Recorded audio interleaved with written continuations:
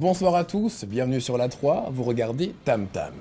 Selon l'avis de certaines et certains, être artiste procède forcément d'un échec qui nous amène à un plan B. Pourtant, nombreux sont les artistes qui, face aux immenses difficultés de ce métier, se voient dans l'obligation un jour de se trouver un plan B.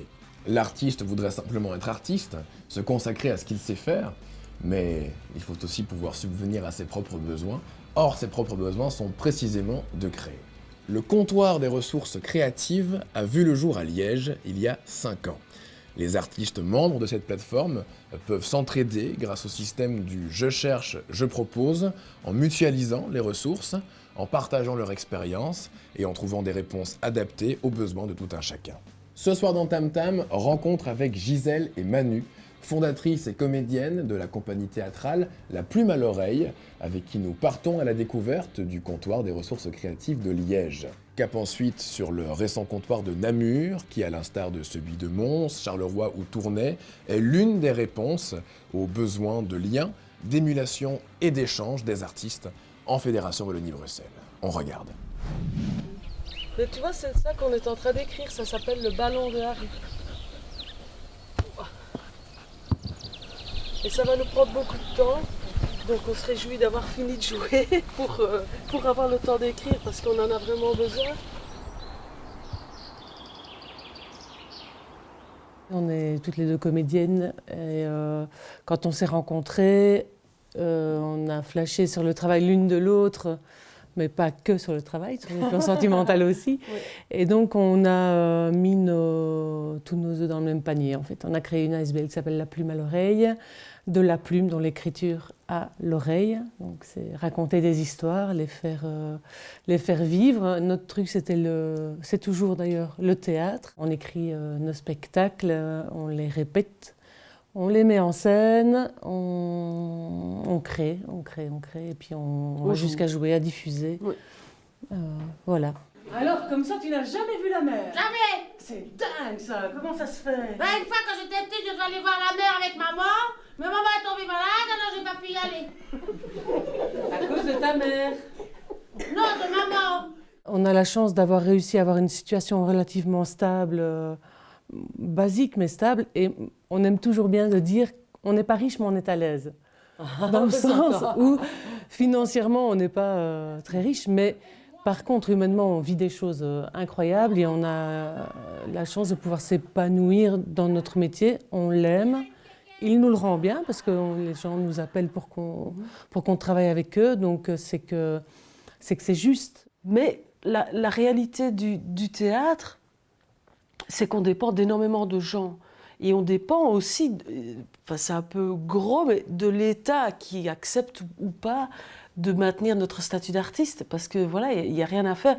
Un artiste comédien en plus ne va pas travailler temps plein de 8h à 16h tous les jours, c'est impossible.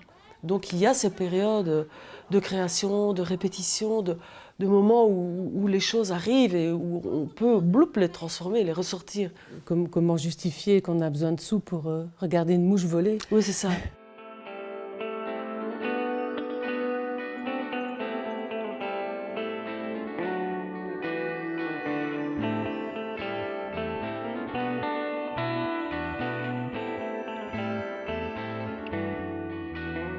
Le comptoir des ressources créatives, en fait, il est né à Liège en 2012, mais c'est une idée, un besoin qui est dans l'air déjà depuis un certain temps, avec les créateurs qui constataient que dans l'existant, il y avait soit une méconnaissance de ce qui pouvait les aider à se professionnaliser, soit qu'il y avait certains manques. Donc l'idée est venue de créer une plateforme de services qui soit pour et par les créateurs. Puisque les créateurs ont des besoins, mais c'est aussi une force de proposition et des solutions souvent aussi innovantes. Par exemple, la question du statut d'artiste reste quelque chose d'important et de compliqué, et que notamment des gens qui travaillent énormément au quotidien, qui ne perçoivent finalement aucune ou très rarement des allocations de chômage, continuent à devoir prouver qu'ils cherchent du travail.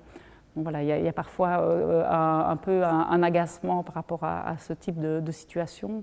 Sur un projet comme le comptoir, moi je vous identifierais moins comme des personnes qui demandent que comme des personnes ressources, quoi. Ouais. Je pense que vous avez plus à offrir de votre expérience et des outils que vous avez déjà mis en place, plutôt que d'être en demande. Ça fait plaisir de se rendre compte, puisqu'on cherche toujours des sous pour pouvoir créer nos trucs. On a toujours l'impression d'être en demande.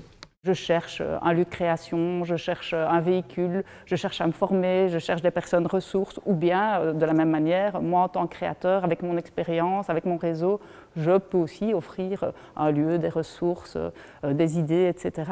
Je résumerais en fait la mission globale du CRC par le fait de se mettre ensemble pour mutualiser les ressources et voilà, et partir de là. Je crois que ça c'est vraiment la chose essentielle à comprendre quand on part du comptoir.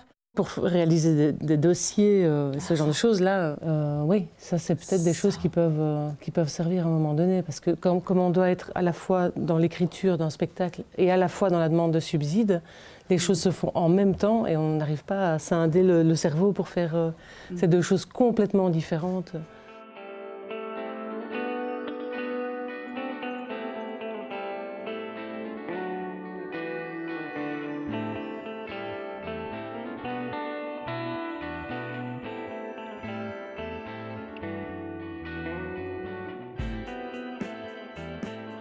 Le comptoir des ressources créatives s'est greffé, si je puis dire, au projet du hangar. Ils se sont dit, génial, super, une belle opportunité de mettre ça en place à Namur également.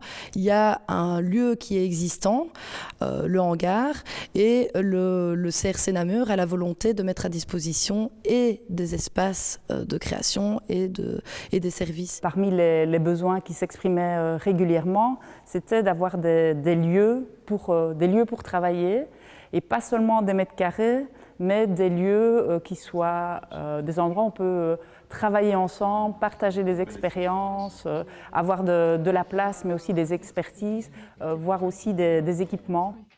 Quand on travaille à la maison, c'est parfois un peu compliqué. Voilà, il y a la famille, il y a la gestion du quotidien, plus le boulot à côté. Et on a tendance à faire difficilement la part des choses entre tout ça. Donc du coup, avoir un endroit qui est dédié vraiment qu'on travaille et un atelier où on peut poser ses cartons, c'était vraiment une aubaine et une chance pour moi.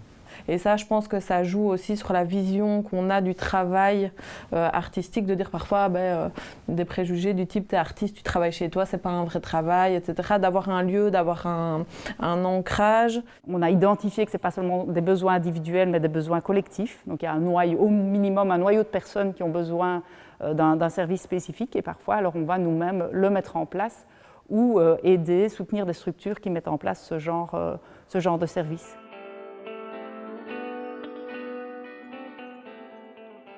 J'ai été en contact avec le comptoir des ressources créatives dans le cadre d'un groupe pour essayer d'animer les photographes de la région namuroise et essayer de trouver des synergies dans leurs actions. Le CRC amène une structure, amène un questionnement, amène des méthodologies de découpage. Par exemple, on a travaillé sur le business plan de manière un peu structurée, de sorte qu'il n'y ait pas de grands trous dans la vision des choses. C'est plutôt une impulsion, je dirais, et puis après aider au niveau avec nos compétences en animation, en organisation de réunions, etc. Et puis après, je pense qu'à partir du moment où ils sauront vers où ils vont, on n'aura pas vraiment un rôle à jouer, quoi. Et est-ce que vous seriez prête à un moment ou à un autre de partager votre expérience, les galères que vous avez traversées, les solutions que vous avez mises en place pour faire aussi un peu gagner du temps ou garder le courage à certaines personnes qui à un moment sont aussi portées par plein d'envie, mais qui à force de se prendre un peu des portes se disent on n'y arrivera jamais. Partageons. Ah oui. Bien sûr. Okay. Il faut s'imaginer une journée sans artiste. C'est quoi ? Pas de musique, pas de radio, pas de photos, pas de dessin, pas de cinéma, pas de télé, pas de magazine, pas d'images. Là, tout le monde pourrait se rendre compte de l'utilité, mais vitale, des artistes.